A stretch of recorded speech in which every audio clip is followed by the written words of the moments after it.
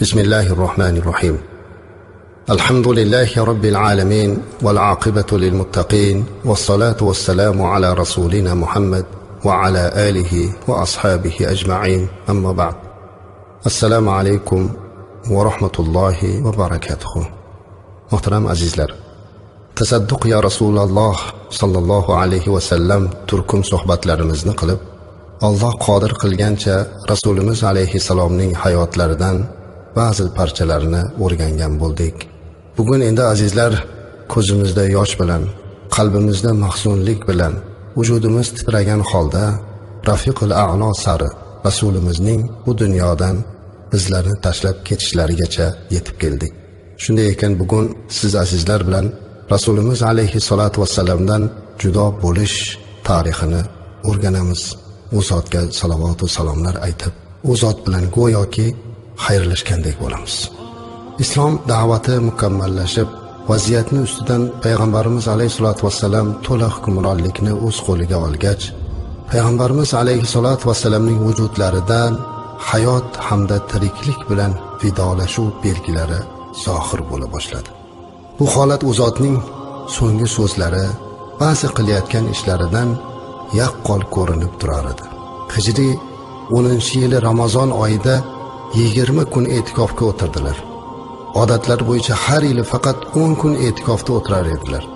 Ammo bu yili 20 kun o'tirdilar. Mana shu yili Qur'onni Jabroil alayhisalomdan 2 marotaba o'tkazib oldilar. Har doim bir marta xatm qilardilar, 2 marta o'tkazdilar. Payg'ambarimiz sollallohu alayhi va sallam Hijriy 11-yilning Safar oyi boshlarida Uhud maydoniga bordilar. Tiriklar va hayotdan ko'z yumganlar bilan vidolashuvchi kishidek shahidlar haqqiga duo qildilar. Uhuddagilarga qarab duo qilib, ularning haqlarida o'sha joyda iliq gaplarni gapirdilar. So'ng masjidga qaytib keldilar. Masjidga qaytib kelib, minbarga chiqdilar va ularga qarab mau'iza qilar ekan, sahobalarga qarab shunday dedilar: "Men sizlardan oldin borib turaman va men sizlarga guvohdirman. Qasam ichib aytamanki, men hozir hovuzimga qarab turibman, ya'ni hovuzi Kavsarimga qarab turibman. Menga yer xazinalarining kaliti ato etildi. Qasamki, mendan keyin sizlarni mushrik bo'lib ketishingizdan qo'rqmayman, balki o'sha yer xazinalarini deb talashib tortishingizdan qo'rqaman" dedilar. Shu kunlari yarim tunda Baqiy qabristoniga bordilar. U yerda yotganlarga istig'for aytdilar va ularga qarab: "Assalomu alaykum ey ahli qubur, sizlar duch kelgan narsalar kelajakdagi insonlar ro'paro keladigan narsalarning ichida eng yengili, qorong'u tun zulmati kabi endi fitnalar biri ikkinchisini quvib kelmoqda. Keyingisi avvalgisidan yomonroq" dedilar. Va qabr ahliga qarab: "Bardam bo'linglar. Albatta biz ham sizlarni ortingizdan yetib oluvchimiz" dedilar. Bu holat Rasulimiz alayhisolatu vassalamni go'yoki bu dunyodan ketishga taraddud ko'rishlari edi. Hijriy 11-yil Safar oyining 28-kunida, dushanba kuni, Rasulimiz alayhisolatu vassalam Baqiy qabristoni yonida bir janozada ishtirok etdilar. Janozadan qaytib kelayotganlarida birdan boshlariga qattiq og'riq kirib ketdi. Istimalari ko'tarilib ketdi. Istimalar shu qadar ko'tarildiki, ustiga bog'lab qo'ygan matoni ustidan ham bilinib turar edi. Payg'ambarimiz alayhisolatu vassalam bemorliklari boshlangan kundan boshlab, shu kundan 11 kun odamlarga imom bo'lib namoz o'qib berdilar. Kasalligi esa hammasi bo'lib 13 yoki 14 kun davom etdi. Boshlari og'rib uyga kirib bordilar. Kirsalar, Oysha onamiz voy boshim deb o'tirgan ekanlar. O'zlarini boshini og'rib turganini ko'rdilarda, "Sen emas, meniki voy boshim" dedilar. "Meni boshim qattiq og'riyapti" dedilar. Shunda, "Sizni ham boshingiz og'riydimi ya Rasululloh sallallohu alayhi vasallam" deb so'radilar Oysha onamiz. Aytdilarki, odatda payg'ambarlar hamma narsada boshqalarga nisbatan ko'proq bo'ladi dedilar. 2 marta qattiqroq og'riydilar, og'risa ham dedilar. Haqiqatda payg'ambarimiz alayhisolatu vasallamning boshlari qattiq og'riyotgan edilar. Oysha onamizga qarab: "Og'risang Allohdan so'ra, men hayotligimda olamdan o'tib olsang, seni janozangni o'zim o'qigan bo'lardim" dedilar. Oysha onamiz bir oz bu gapga xafa bo'ldilar. ha mendan keyin boshqalar ayollar bilan qolasizda dedilar. Rasulimiz esa mayingina tabassum qilib kulib qo'ydilar. Haqiqatda Rasulimiz alayhisolatu vasallamning o'zlarini janoza o'qishligidan, u zotni qabrga qo'yishligidan ortiqroq baxt yo'qligini keyinchalik Oysha onamiz tushungan edilar.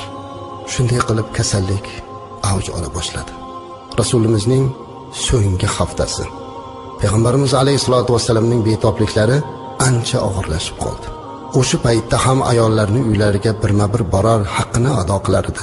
Maymuna onamizning uylariga kelganida qayta so'radilar. Kasallari ancha kuchayib ketganida onalarimizga qarab, ertaga kimni uyida bo'laman o'zi dedilar. Hadi bu gapni so'raganlardan keyin barcha onalarimiz birlashib, "Ya Rasululloh sallallohu alayhi va sallam, qaysi uyda turishni xohlasalar shu uyni ixtiyor qilsinlar" dedi. Payg'ambarimiz alayhisalom, "Unday bo'lsa meni Oysha oldiga olib borib qo'yinglar" dedilar. Payg'ambarimiz alayhisolatu vasallam umrining so'nggi kunlari suyukli ayollari Oysha onamizning uylarida o'tkazdilar. Maymuna onamizning uylaridan Fazl ibn Abbos radhiyallohu anhu va Ali ibn Abi Talib radhiyallohu anhuning yelkalariga osilgan holda bazur yurib Oysha onamizning uylariga bordilar.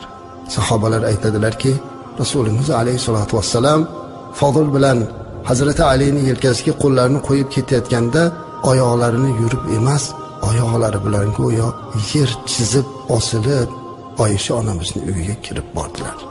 Oysha onamizning oldilariga kirganlaridan keyin yotib qoldilar.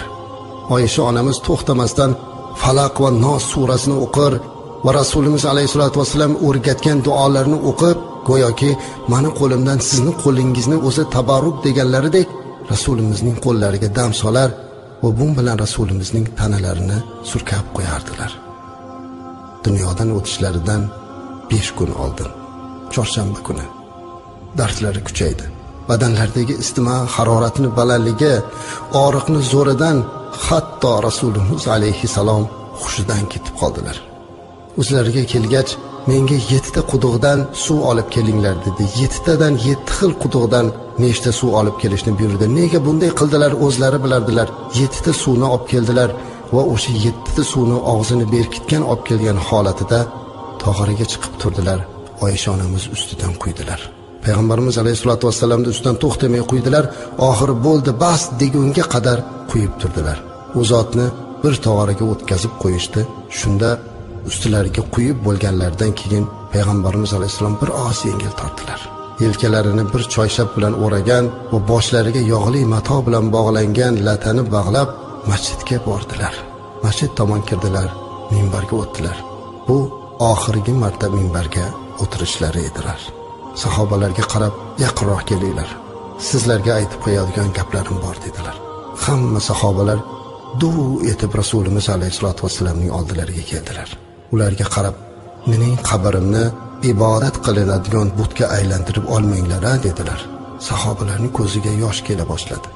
Payg'ambarimiz alayhisolatu vasallam ularga qarab vasiyat qildilar. Ajib so'zlarni gapirdilar. So'ngra sahobalarga qarab, "Endi azizlarim, kimni orqasiga men birortasiga darra urib qo'ygan bo'lsam, aziyat yetkazgan bo'lsam, mana orqamga urib olsin, qasosini olsin. Kimni haqoratlab obro'sini to'kkan bo'lsam, meni ham obro'yimni to'kib o'chini olsin. Kimdan dunyo qarzim bo'lsa, mendan qarzini olsin" dedilar. Sahobalardan bu gapni eshitganlardan keyin Payg'ambarimiz alayhisalom yana qaytarib aytdilarki, "Agar kimda meni haqqi bo'lsa, u haqni so'ragan odam sizlarning ichingizda eng yaxshi odam bo'ladi" dedilar. Bir sahoba o'rinlaridan turib, "Ya Rasululloh sollallohu alayhi vasallam, sizda meni 3 dirham haqqim bor" dedilar. Payg'ambarimiz alayhisalom, "Ey Fazl, tezda 3 dirham bering" dedilar. Sahobalar u kishiga qarab, "Qanday bo'ldi axir? Sen Rasululloh sollallohu alayhi vasallamdan 3 dirham so'rading-a?" deydilar. Eshitmadinglarmi? Payg'ambarimiz alayhisolam vasallam "Kim shu ishni qilsa, sizlarning eng menga yaxshilik qilganinglar, eng yaxshilar bo'lasizlar" dedi-ku. "Men shuning uchun buni qildim" dedilar. Payg'ambarimiz alayhisolatu vasallam yana qaytib ulardan so'radilar.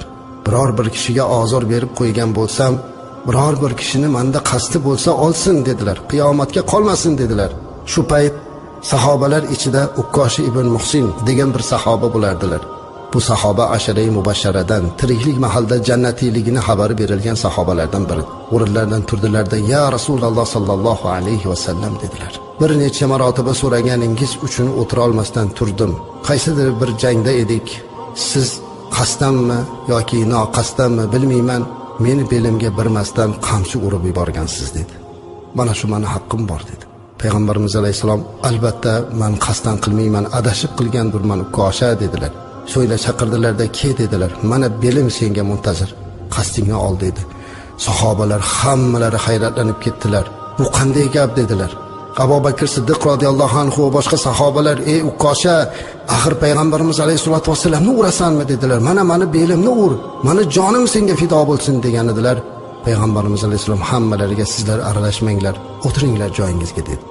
"Keyin ukosha, qasdingni ol" dedi. Ukosha keldi, qo'liga qamchini oldi. Sahobalarning nafaslari tiqilib qolgan. Hammalari hayron. Nahotki butun olamlarga rahmat bo'lgan zoti bo barakotni beliga hozir qamchi urilsa, nahot ukosha shunchalikka borsa, hamma hayron. Rasululloh alayhisolatu vasallamning oldilariga kelgan ukosha radhiyallohu anhu payg'ambarimiz alayhisalomga qarab, "Ya Rasululloh, ming bor uzr so'rayman. Siz meni urganingizda tanam yalang'och edi. Siz esa ko'ylagingiz bilan turibsiz. Ustingizdagi choyshapingizni oching" dedilar. Payg'ambarimiz alayhisalom "Shundaymi?" dedilar. "Mana" deb tanasini ochdilar. "Urgin endi" dedi. Shu payt ukosha qamchisini yerga tashladi-da, cho'kka tushib Rasulimizning bellariga yuzlarini tekkizib o'pdi. Yuzlarini surkab yig'ladilar. "Ya Rasululloh sallallohu alayhi va sallam, ota-onam sizga fido bo'lsin. Sizni urgani kim jur'at qilar edi?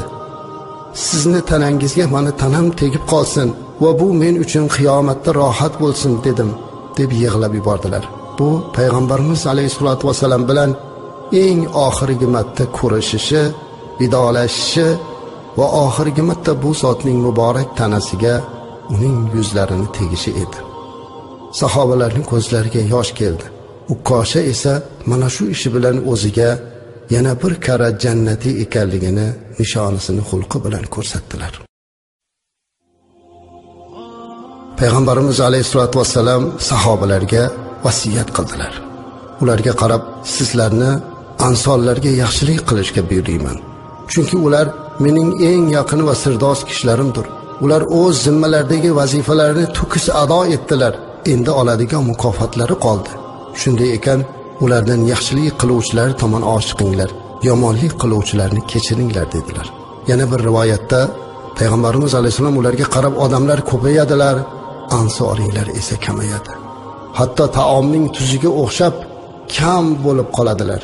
Kimki birovga foyda yoki zarar yetkaza oladigan vazifaga tayinlansa, ularning yaxshilar tomon oshiqsin va yomonlarini kechirsin" dedilar. Keyin bir gap aytdilar. Sahobalarga qarab, "Alloh bir bandasiga istagancha dunyo nozi ne'matlardan ato etdi, yoki uni olishlikni buyurdi, yoki o'zining huzuridagi narsasini, jannatni, o'zini diydorini, ixtiyorini berdi. Banda Allohning huzuridagi narsani tanladi" dedilar. Abu Said Xudriy radhiyallohu anhu aytadi, sahobalar shunda xursand bo'lib turganda Abu Bakr Siddiq yig'lab, "Ota-onam sizga fido bo'lsin ya Rasululloh" deb yubordilar. Sahobalar hayron bo'lib, "Nega unday deyapsiz ya Abu Bakr Siddiq?" dedilar. Axir payg'ambarimiz alayhisolatu vasallam bir odamga istagancha dunyo nozi ne'matlardan ato etdi, yoki uni olishlikni buyurdi, yoki o'zining huzuridagi narsasini, jannatni, o'zini diydorini, ixtiyorini berdi. Banda Allohning huzuridagi narsani tanladi deyapti-ku deganlarda Abu Bakr Siddiq radhiyallohu anhu yig'lab turib, "Bu payg'ambarimiz alayhisolatu vasallamning o'zlari-ku" dedilar. "Demak, Rasulimiz alayhisolatu vasallam bizni tashlab ketishlikni ixtiyor qilibdilar, tushunmayapsizlarmi?" dedilar. Bu esa payg'ambarimiz alayhisolatu vasallamning sahobalar ichida eng olimi ekanligidan nishona edi. Shuning uchun Rasulimiz alayhisolatu vasallam shundan so'ng sahobalarga qarab, "Albatta odamlar ichida menga Abu Bakrdan ko'ra hamrohlik qilishda va mol mulkini sarflashda marhamatliroq bo'lgan biror kishi yo'q" dedilar. "Agar men Robbimdan boshqasini halil, ya'ni yaqin do'st qilganimda edi, albatta Abu Bakrni halil qilgan bo'lar edim" dedilar. Lekin islomdagi birodarlik va mehr muhabbat afzaldir. Ushbu masjidga tutash barcha eshiklar berkitilib yuborilsin, magaram Abu Bakrning eshigigina ochiq qolsin, chunki men uning eshigidan nur chiqib turganini ko'ryapman dedilar. 4-kun, ya'ni Rasulimiz alayhisolatu vasallamning vafotlaridan 4 kun oldin, payshanba kuni edi. Dardlari yana og'irlashib qoldi. Shu holda bo'lsalar ham, "Kelinglar, men sizlarga bir narsalarni yozib beraman. Shundan so'ng sizlar aslo adashmaysizlar dedi. Bu zotning huzurlarida bir nechta kishilar, jumladan Umar ibn al-Hattob radhiyallohu anhu ham bordilar. Hazrat Umar payg'ambarimiz alayhisolatu vasallamning dardlari zo'raydi, xat yozish u zotga og'irlik qiladi dedilar.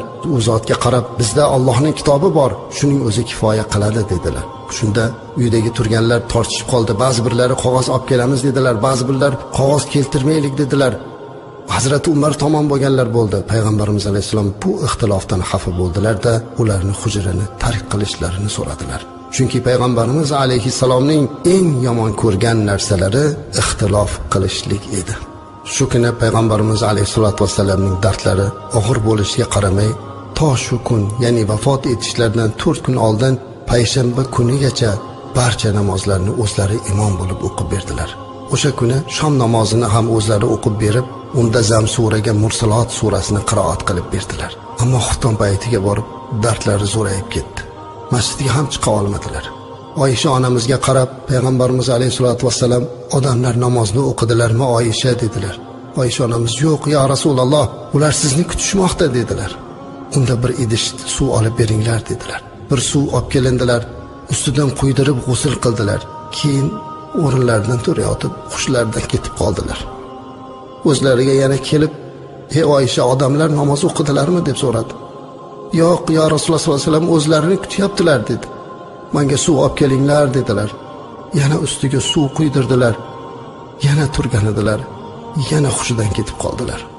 Yana o'zlariga kelib, "Oysha, odamlar namoz o'qib bo'lishdimi?" dedilar. Oysha onamiz yig'lab yuborib, "Ya Rasululloh sollallohu alayhi vasallam, ular sizni kutmoqdalar" dedilar.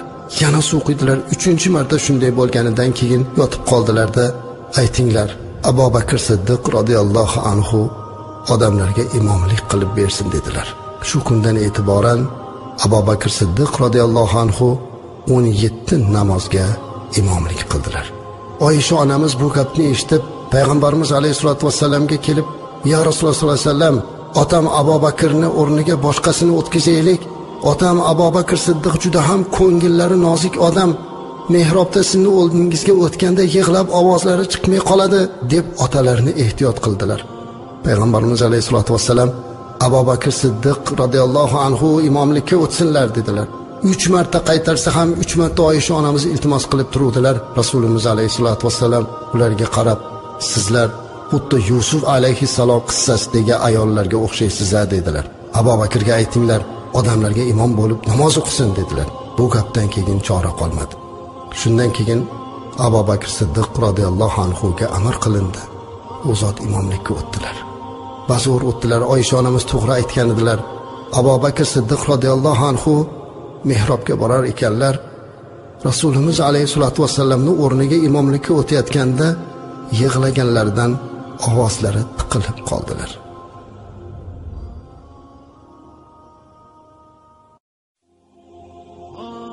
Vafotlaridan 3 kun oldin payg'ambarimiz alayhisolatu vasallam sahobalarga, azizlariga ba'zi vasiyatlarni qilar ekan, ularga qarab, "Ogoh bo'linglar, har biringiz Allohga yaxshi gumon qilgan holda vafot etinglar" degan gaplarni gapirdilar. Vafotlaridan 2 kun oldin, shanba kuni payg'ambarimiz alayhisolatu vasallam biroz o'zlariga keldilar va 2 kishining yordami bilan peshin namoziga chiqdilar. Bu payt Abu Bakr Siddiq radhiyallohu anhu sahobalarga imom bo'lib namoz o'qiyotgan edi. Ular Rasulimiz alayhisolatu vasallamni ko'rib ortga chekinmoqchi bo'lganida, Rasulimiz alayhisalom "O'rningda tur" deb qo'llar bilan mundoq ishora qilib qo'ydilar. "Meni uning yoniga o'tkazinglar" dedilar. U zotni Abu Bakr Siddiq radhiyallohu anhuni chap tomoniga o'tkazdilar va payg'ambarimiz alayhisolatu vasallam namoz o'qiy boshladilar. Abu Bakr radhiyallohu anhu iqtido qilib odamlarga u zotni takbirlarini eshittirib turdilar. Vafotlaridan 1 kun oldin, yakshanba kuni Rasulimiz alayhisolatu vasallam o'zining qullarini ozod qildilar. Oysha onamizga chaqirib, "Bisotimizda qancha pul bor?" dedilar. 6 yoki 7 dinor pullarimiz bor dedilar. "Musulmonlarga sadaqa qiling" dedilar. "Uydagi hamma narsalarni hadya qiling" dedilar. O'sha kuni tunda payg'ambarimiz alayhisolatu vasallam Oysha onamizga fonusga quygan yog'i yo'qligidan bir ayolnikidan ozroq chirog'imizga yog' quyib berib tursin deb so'rashlikni buyurdilar. O'sha kuni Rasulimiz alayhisolatu vasallam oilalarini ovqat bilan ta'minlab turishlik uchun bir yahudiyga 30 so arpa evaziga o'zlarini sovutlarini garovga bergan edilar. Dushanba kuni odamlar bomdod namozda turgan edilar. Abu Bakr Siddiq radhiyallohu anhu imom bo'lib namoz o'qiyotgan edi. Shu payt payg'ambarimiz alayhisolatu vassalam Oysha onamizning hujrasidagi pardani ochib qaradilar. Sahobalar saf tortib turibdilar. Rasulimiz alayhisolatu vassalam bazo'r hujra oldiga kelib pardani ochib shundoq qaradilar. Sahobalarni saf tortib namoz o'qib turganini ko'rib, ularga qarab tabassum qildilar, jilmaydilar. Go'yoki ular bilan xayrlashdilar. Payg'ambarimiz alayhisolatu vassalamdan chiqqan nur, u zotning muborak muattar hidlari, u zotning tabassumini musulmonlar hammalari sezib turdilar. Hatto ba'zi birlari namozlarini buzib yuborib Rasulimiz alayhisolatu vassalamning namozga chiqmoqchi bo'lishliklarini xohladilar. Lekin Rasulimiz alayhisalom ularga namozinglarni davom ettiringlar deb ishora qildilar. Pardani tushirdilar. Azizlar, bu parda sahobalar bilan xayrlashish pardasi edi. Eng oxirgi marta qaralgan nigoh edi. Eng oxirgi marta sahobalarga tushgan nur edi. Pardani yopdilar-da, uylariga kirib ketdilar. Shundan so'ng payg'ambarimiz alayhisalom keyingi namoz vaqtiga yetmadilar. Choshgoh vaqti edi. Payg'ambarimiz alayhisolatu vasallam Fatima onamizni chaqirtirdilar. Uni quloqiga bir nimalar degan edilar. Fatima onamiz yig'lab yubordilar. Keyin yana chaqirib quloqlariga yana bir narsa degan edilar. Bu safar u zot xursand bo'lib ketdilar. Oysha onamiz aytadilarki, biz keyinchalik Fatima radhiyallohu anhodan nega shunday bo'lgan edi deb so'raganimizda, u zot va barakat menga kelib kasalligi sabab vafot etishlarini aytganda men yig'ladim. Keyin quloqimga, qizim yig'lamagin. Ahli oilalarim ichida birinchi bo'lib men sen bilan ko'rishaman deganlardan keyin xursand bo'lib kuldim dedilar. Payg'ambarimiz alayhisolatu vasallam Fatima onamizga butun olam ayollarining sayyidasi ekanidagi xush xabarni ham aytdilar. Fatima radhiyallohu anha Rasulimiz alayhisolatu vasallam boshlaridan o'tkazayotgan dardni qattiqligini ko'rib yig'lab yubordilar. Otajon, dard alamlarda qoldingiz, og'riyapsizmi dedilar. Alam tortyapsizmi dedilar. Payg'ambarimiz alayhisalom, qizim, bugundan keyin otangga bunday dard tortishlar bo'lmaydi dedilar. So'ngra Fatima onamizga iltimos qilib, nabiralari Hasan va Husaynni chaqirtirib keldilar. Ularni bag'rilariga bosib o'pdilar. Ularga asta vasiyat qildilar. Doimo yaxshilik qilishlikka buyurdilar. Boshqa ayollarni ham chaqirdilar. Ularga pand va nasihat qildilar. Ular bilan xayrlashdilar. Og'riq tobora kuchayib borardi. Payg'ambarimiz alayhisolatu vasallam Haybarda ovqatga qo'shilgan zaharni yegan ta'sirini sezib turardilar. Hatto u zot, ey Oysha, Haybarda yegan taomga qo'shilgan zahar alamini hozirgacha tortyapman-da deb qo'yardilar. Yuzlariga yo'l-yo'l yopinchiqlarini tashlab olgan edilar. Nafaslari bo'g'ilib ketsa, yuzlarini ochar va mana shu holda turib ham oxirgi so'zlari va vasiyatlarini bayon etardilar. Odamlarga aytinglar, namozga ehtiyot bo'lsinlar, namozni mahkam bo'lsinlar, qo'l ostidagilarga rioya qilsinlar deb vasiyat qilardilar. Shu payt payg'ambarimiz alayhisolatu vasallam endi o'zlari bilan o'zlari ovora bo'lib qoldilar. Oysha onamiz u zotning boshlarini quchog'iga oldi. Oysha onamiz aytadilarki, Allohning menga ato etgan in'omi u Rasululloh sallallohu alayhi vasallamning mening uyimda, mening kunimda va mening bag'rimda jon berganlaridir dedilar. Payg'ambarimiz alayhisolatu vasallam o'sha holatda yotganlarida Abdurrahmon, ya'ni Abu Bakr Siddiq radhiyallohu anhu o'g'illari kirdilar. Uning qo'lida misvak bor edi. Payg'ambarimiz alayhisalom misvakka qarab turganlarini ko'rib Oysha onamiz, "Ya Rasululloh, misvak qilasizmi?" dedilar. Rasululloh boshlari bilan ha deb ishora qildilar. Misvakni olib beruvdilar, qattiq ekan. Rasululloh alayhisolatu vasallamda misvakka bo'lgan ishqlarini ko'rgan Oysha onamiz, "Tishimda yumshatib beraymi?" dedilar. "Ha" dedilar.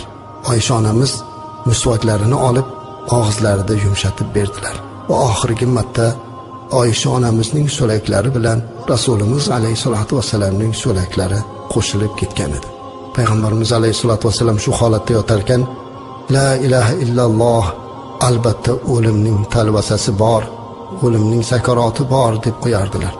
Misvak qilganlardan so'ng qo'llari yoki barmoqlarini ko'tarar, ko'zlarini shiftga qaratar va lablari qimirlay boshlardilar. Shu holatda ham Oysha onamizga vasiyat qilardilar.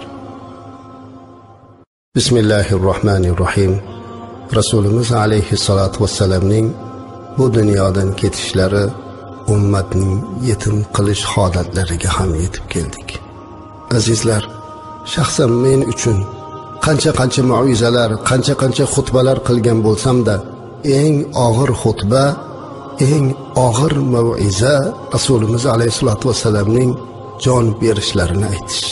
Mana shu holatni ifoda qilar ekanmiz. Rasulimiz alayhissalatu vassalamga bo'lgan muhabbatimiz yanada ziyoda bo'lishligini Allohdan so'rab, eng oxirgi nafaslari, eng oxirgi hayotlarini sizlarga izhor qilaman. Rasulimiz alayhissalatu vassalam Oysha onamizning ko'ksilariga boshini qo'yib yotibdilar. Oxirgi marta misvok qildilar, muattarlandilar, xushbo'ylandilar. Allohning huzuriga misvok qilgan holatda borishlikni ixtiyor qildilar. Qanday ham pokiza zot-a, qanday ham ozoda zot, Allohning huzuriga dunyodan jon berishdan oldin ham muattarlanib boradigan zot. Allohim, mana shunday zotga bizni ummat qilganing uchun o'zingga shukronalarimiz bo'lsin. Rasulimiz alayhissalatu vassalam misvok qilib bo'ldilar. Yana qiynalar, jonlari og'rir edi. Ba'zan shu darajada bo'lardiki, qo'llarini suvga tiqib, idishga olingan suvda yuzlarini artar. Oysha jon berishni talvasasi bo'ladi, uni aziyati bo'ladi, jon berish qiyin deb qo'yardilar. Oysha onamiz esa Rasulimiz alayhissalatu vassalamning mahkam bag'rilariga bosib, boshlarini silab turardilar. Onajon, ey Oysha onamiz, qanday ham jasoratli ayolsiz-a, qanday ham quvvatli ayolsizki, Rasulimiz alayhissalatu vassalamni Azroil alayhissalom ruhini olayotganda qarab turishlikdek jasoratga ham ega bo'lgan biz ummatning onasi siz Oysha Siddiqadan Allohning o'zi rozi bo'lsin. Mana shu holatda Rasulimiz alayhissalatu vassalamning oldilariga Usoma ibn Zayd kirib keldilar. Yoshlik chog'larida xuddi o'z nabirasidek ko'rgan bu sahoba yoshi o'smir yoshiga yetgan. Go'daklik chog'ida Rasulimiz alayhissalatu vassalam erkalatgan va eng suyukli sahobalaridan, o'zining qulini o'g'li bo'lishiga qaramasdan go'yo nabirasidek yaxshi ko'rardilar. Mana shu sahoba oxirgi marta Rasulimiz alayhissalatu vassalamning oldilariga kirib keldilar. Kirsalar, Oysha onamizning yelkalariga, ko'ksilariga boshini qo'yib yotar, og'ir nafas olardilar. Usoma salom berib, "Ya Rasululloh sallallohu alayhi va sallam" dedilar. Qarangki azizlar, hali hech kim birortasi ola olmagan narsani so'radilar. Eng oxirida Rasululloh sollallohu alayhi vasallam bu dunyodan tashlab ketayotganlarida, dunyodan o'tayotganlarida Usomani so'ragan narsasini qarang. "Ya Rasululloh, menga duo qiling" dedilar. Payg'ambarimiz alayhissalom Usomani yaxshi ko'rganligi uchun so'zlarini qaytara olmadilar. Duo qilishlikka madorlari bo'lmadi. Qo'llarini osmonga ko'tarib yuqori qilib ishora qildilar. Oysha onamiz, "Seni duo qildi Usoma" dedilar. Usoma ko'zida yosh, qalbi mahzunlik bilan hujrani tark qildi. Rasulimiz alayhissalatu vassalam va Oysha onamizning o'zlari qoldi. Oxirgi nafaslar, oxirgi yurak urishlar. Oysha onamiz mahkam bag'riga bosib turar ekan, dunyoda eng buyuk bir ishni qilyotgandilar. Dunyodagi eng suyukli habibini ko'ksi ustida mahkam ushlab xayrlashyotgandilar. Rasulimiz alayhissalatu vassalam o'xtin nafas oldilar va birdan "Bal rafiqul a'la" deb qo'yardilar. Balki Rasulimiz alayhissalatu vassalam rafiqul a'loga deyardilar. Va shu holatda qo'llarini yuqoriga ko'tarar, "La ilaha illalloh" deyar va Oysha onamizning bag'rilariga mahkam yopishardilar. Oysha onamiz aytadilarki, Rasululloh sollallohu alayhi vasallamning peshonalaridan ushlab mahkam bag'rimga bosib turdim. Shu payt u zot oxirgi nafaslarini oldi-da, boshlari bilan shundoq ko'ksimga egilib qoldi. Nafaslari to'xtadi, yuraklari to'xtadi. "Men nima qilishni bilmay qoldim" dedilar. Rasululloh sallallohu alayhi va sallam vafot etdilar. Asta boshlarini yerga qo'ydim. U zotning og'izlaridan muborak so'laklari meni tanamga ham tekkan ekan. U zotdan chiqayotgan muattar hid shundoq yotkizdim deydilar. Ayol ekanman, o'zimni boshqara olmay qoldim. Zero musibat yetganda o'zingizlarni qo'lga olinglar deb o'rgatgan bo'lsalar ham yuzimni shapatalashimga to'g'ri keldi. Yuzlarimga urib yig'ladim. Ya Rasululloh sallallohu alayhi vasallam, ketdingizmi? Vafot qildingizmi deb yig'ladim. U zotning yig'laganlarini eshitib tashqarida poylab turgan sahobalar qo'rqib ketdilar. Birdan Madina masjidida to'lib turgan sahobalarning hammalari bildiki, Oysha onamiz yig'laganlaridan ular dunyodagi eng og'ir musibatga uchrabdilar. Birdan ovoz chiqib ketdi. Azizlar, Madina yig'iga to'ldi. Madina qorong'u zulmatga botib ketdi. Bir paytlar Rasulimiz alayhisolatu vasallamdan judo bo'lganda oddiygina bir yog'ochdan bo'lgan minbar yig'lagan bo'lsa, endi insonlar qanday yig'lamasin? Odamlar yig'ladilar. Osmon zulmat ichida.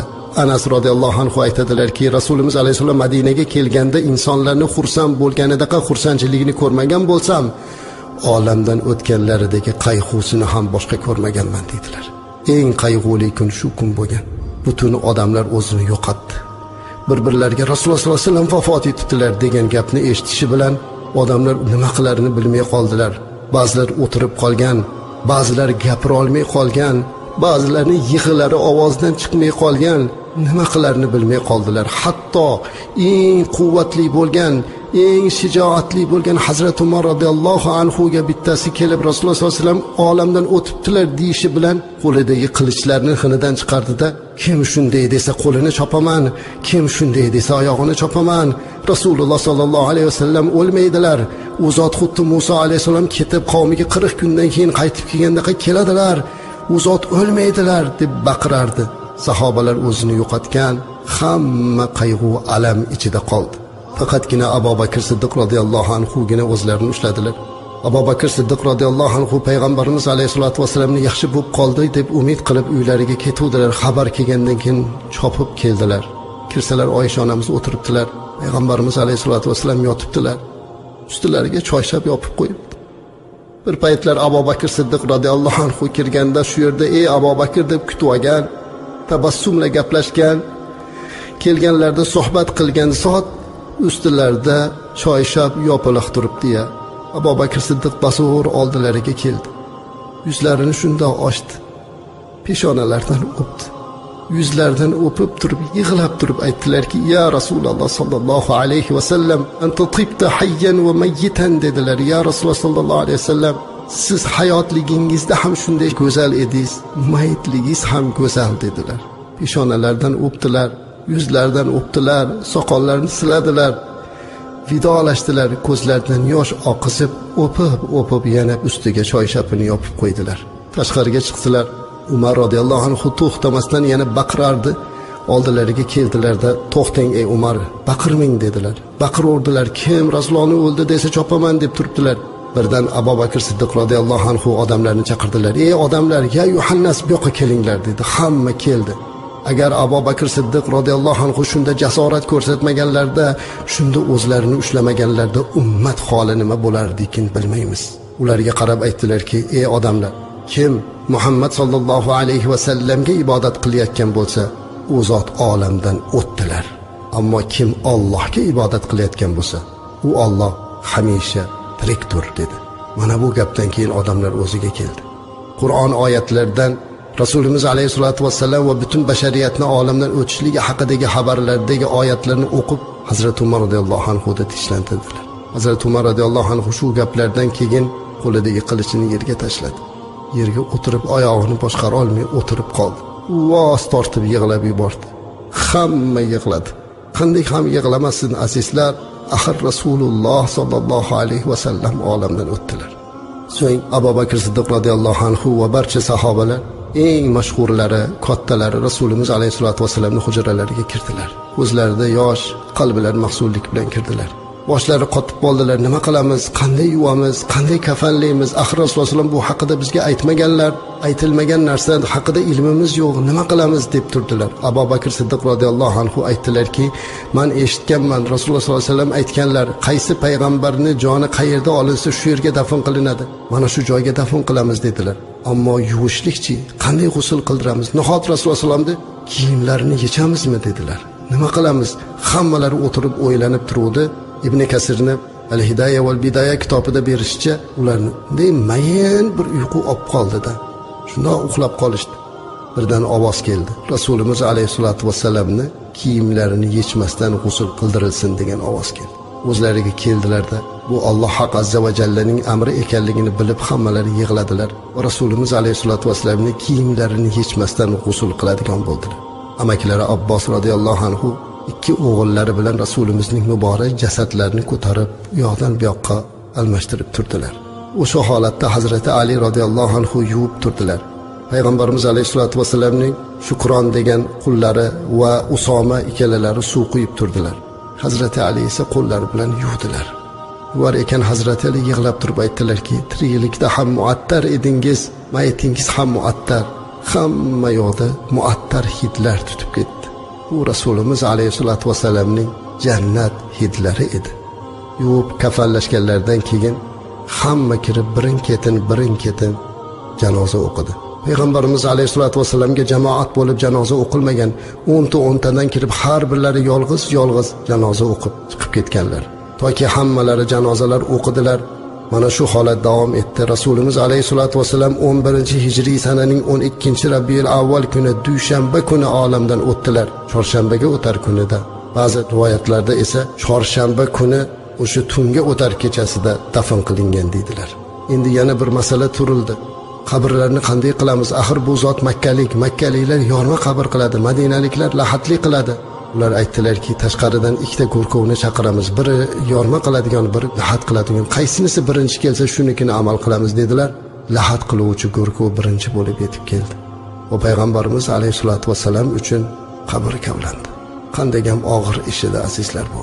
Rasululloh uchun qabr kavladilar.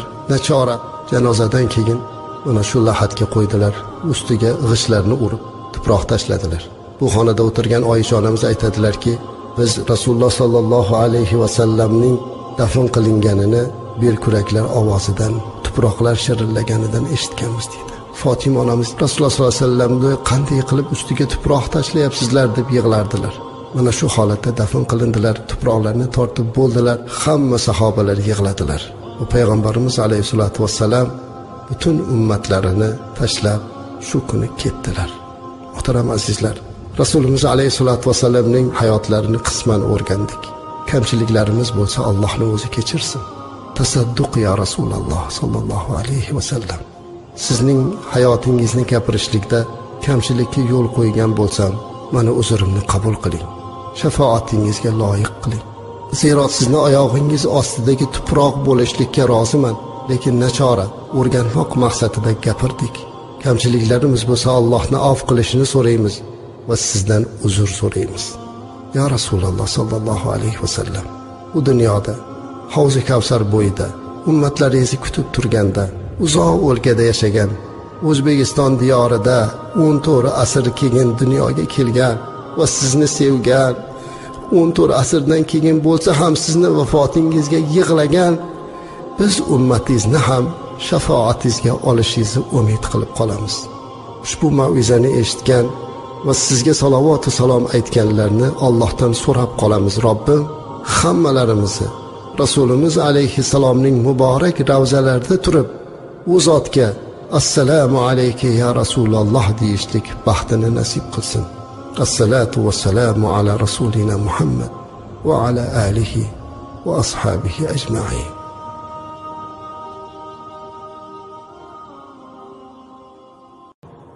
بسم الله الرحمن الرحيم. الحمد لله رب العالمين والعاقبة للمتقين والصلاة والسلام على رسولنا محمد وعلى آله وأصحابه أجمعين. أما بعد، السلام عليكم ورحمة الله وبركاته. محترم عزيزلر، تصدق يا رسول الله صلى الله عليه وسلم turkum suhbatlarimizni qilib, Alloh qodir qilgancha Rasulimiz alayhissalomning hayotlaridan ba'zi parchalarini o'rgangan bo'ldik. Bugun endi azizlar, ko'zimizda yosh bilan, qalbimizda mahzunlik bilan, vujudimiz titragan holda Rafiqul A'lo sari Rasulimizning bu dunyodan bizlarni tashlab ketishlarigacha yetib keldik.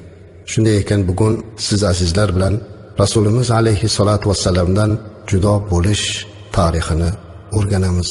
U zotga salovat va salomlar aytib, u zot bilan go'yoki xayrlashgandek bo'lamiz.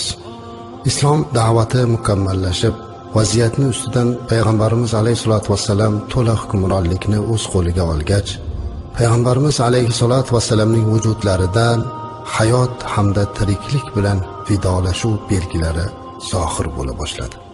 Bu holat u zotning so'nggi so'zlari, ba'zi qilayotgan ishlaridan yaqqol ko'rinib turar edi.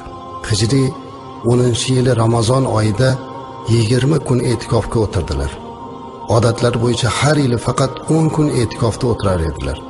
Ammo bu yili 20 kun o'tirdilar. Mana shu yili Qur'onni Jabroil alayhisalomdan 2 marotaba o'tkazib oldilar.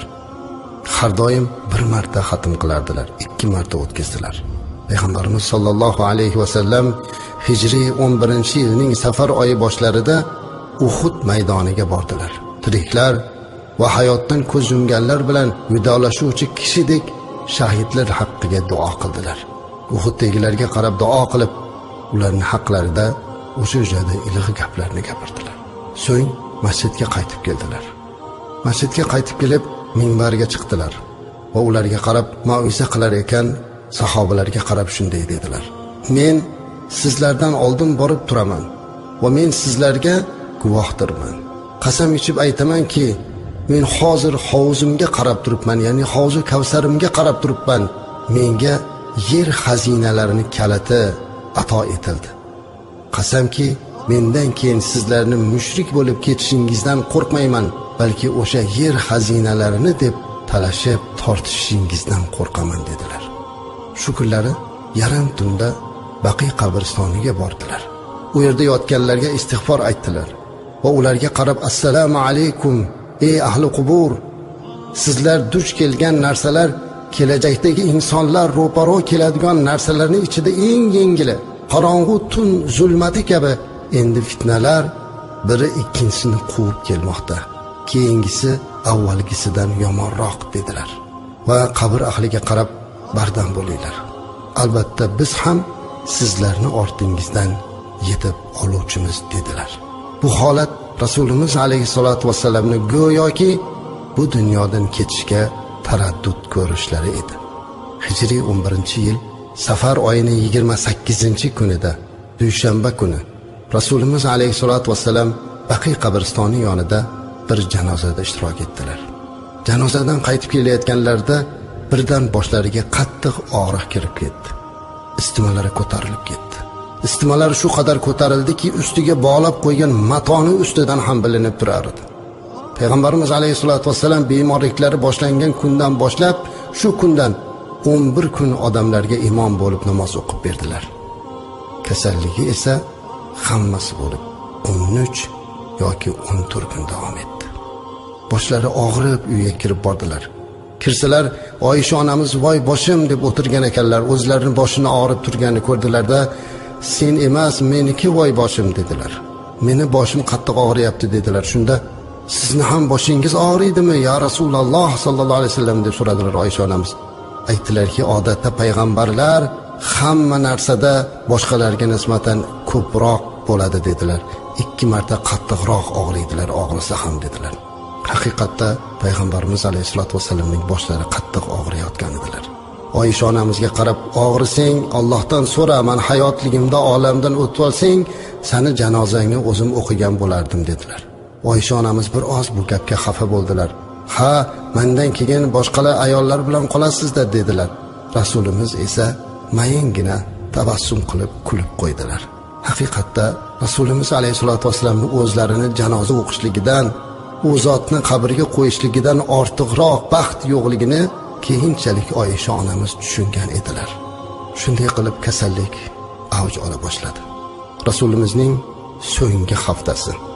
Payg'ambarimiz alayhisolatu vasallamning betobliklari ancha og'irlashib qoldi. O'sha paytda ham ayollarning uylariga birma-bir borar, haqqini ado qilar edi. Maymuna onamizning uylariga kelganida qayta so'radilar. Kasallari ancha kuchayib ketgan edi. Onalarimizga qarab, "Ertaga kimni uyida bo'laman o'zi" dedilar.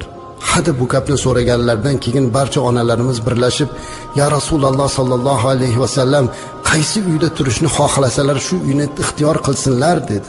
Payg'ambarimiz alayhissalom unday bo'lsa meni Oysha oldiga olib borib qo'yinglar dedilar. Payg'ambarimiz alayhisolatu vassalam umrining so'nggi kunlari suyukli ayollari Oysha onamizning uylarida o'tkazdilar. Maymuna onamizning uylaridan Fazl ibn Abbos radhiyallohu anhu va Ali ibn Abi Talib radhiyallohu anhuning yelkalariga osilgan holda basur yurib Oysha onamizning uylariga bordilar. Sahobalar aytadilarki, Rasulimiz alayhisolatu vassalam Fadl bilan Hazrati Alining yelkasiga qo'llarini qo'yib ketayotganda oyoqlarini yurib emas, oyoqlari bilan go'yo yer chizib osilib Oysha onamizning uyiga kirib bordilar. Oysha onamizning oldilariga kirganlaridan keyin yotib qoldilar. Oysha onamiz to'xtamasdan Falaq va Nos surasini o'qir va Rasulimiz alayhisolatu vassalam o'rgatgan duolarni o'qib, go'yoki meni qo'limdan sizning qo'lingizni o'zi tabarruk deganlaridek Rasulimizning qo'llariga dam solar va bu bilan Rasulimizning tanalarini surkab qo'yardilar. Dunyodan o'tishlaridan 5 kun oldin, chorshanba kuni dardlari kuchaydi. Badanlaridagi istima haroratini balandligi, og'riqni zo'ridan hatto Rasulimiz alayhisalom hushidan ketib qoldilar. O'zlariga kelgach, menga 7 ta quduqdan suv olib kelinglar dedi. 7 tadan 7 xil quduqdan nechta suv olib kelishni buyurdi. Nega bunday qildilar o'zlari bilardilar. 7 ta suvni olib keldilar va o'sha 7 ta suvni og'zini berkitgan olib kelgan holatida tog'origa chiqib turdilar. Oysha onamiz ustidan quydilar. Payg'ambarimiz alayhisolatu vassalamni ustidan to'xtamay quydilar. Oxiri bo'ldi, bas degunga qadar quyib turdilar. U zotni bir tog'origa o'tkazib qo'yishdi. Shunda ustilariga quyib bo'lganlardan keyin Payg'ambarimiz alayhisalom bir oz yengil tortdilar. Yelkalarini bir choyshab bilan o'ragan va boshlariga yog'li mato bilan bog'langan latani bog'lab masjidga bordilar. Masjid tomon kirdilar, minbarga o'tdilar. Bu oxirgi marta minbarga o'tirishlari edilar. Sahobalarga qarab, yaqinroq kelinglar.